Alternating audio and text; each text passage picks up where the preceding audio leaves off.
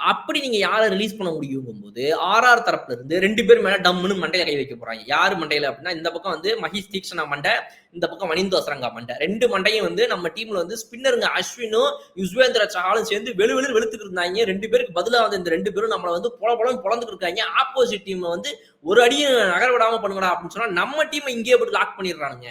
இவனுங்க 2 பேர்ல ஒருத்தனை பேசாம தூக்கிடலாமான்னு சொல்லி அவங்க பிளான் பண்ணிருக்காங்க. அப்போ இந்த இரு வீரர்களில் ஒருவரை விட வேணும்னா ஒருத்தர் 5 கோடி கிட்ட வராரு, ஒருத்தர் வந்து 5 கோடி சொச்சம், இன்னொருத்தர் 4 கோடியை சொச்சம். சோ இதுல யாரை நீங்க வெளியே விட்டீங்கனாலும் சூப்பர். ஏன்னா இப்ப நீங்க ஒரு பிளேயரை வாங்குறீங்கல்ல, எக்ஸ்ட்ரா அதாவது 18 கோடிக்கு 18 கோடி போகுது.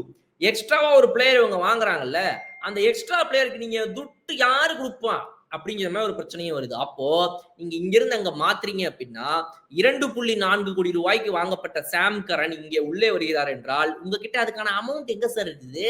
நீங்க ஒரு 2 கோடியே 4 லட்சம் 40 லட்சம் ரூபாய்க்கு மேல இருக்கிற ஒரு பிளேயரை உங்க ஸ்குவாட்ல இருந்து கீழே இறக்கி விடுங்க, அந்த பர்ஸ் வேல்யூ வச்சுக்கோங்க, அப்புறம் நீங்க சாம் கரனை வாங்கிக்கோங்க அப்படின்ற மாதிரி இவங்க சொல்றாங்க. சோ அப்ப இது என்ன புரியுதுன்னா, இவருக்கு இவர் பதிலுக்கு பதில் போவாங்க.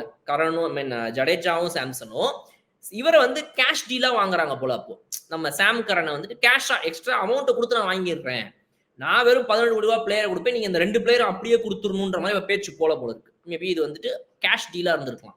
அப்போ whatever it is, cash டீலா பண்ணுங்க, இல்ல அப்படியே கூட 2 பிளேயரை இந்த 18 கோடிக்கு ஒரு பிளேயர் கொடுத்து 2 பிளேயரை நீங்க வாங்கிக்கிறாங்க, எதுவா இருந்தாலும் ஸ்லாட் இப்ப பாக்கி இல்லப்பா, நீ ஸ்லாட்டை கிளியர் பண்ணு அப்படிங்கும்போது ஒரு பிளேயரை இவங்க இறக்கி விட்டே ஆகணும். அது 2.40 லட்சம் ரூபாய்க்கு மேல, 2.40 கோடி மேல இருக்கணும்ன்றனால இவங்க இந்த 2 பிளேயர் மேலதான் கண் வைக்கிறாங்க. என்ன பொறுத்தவரைக்கும் மஹேஷ் தீக்ஷனா இறக்கி விட்டுருங்கன்றேன்.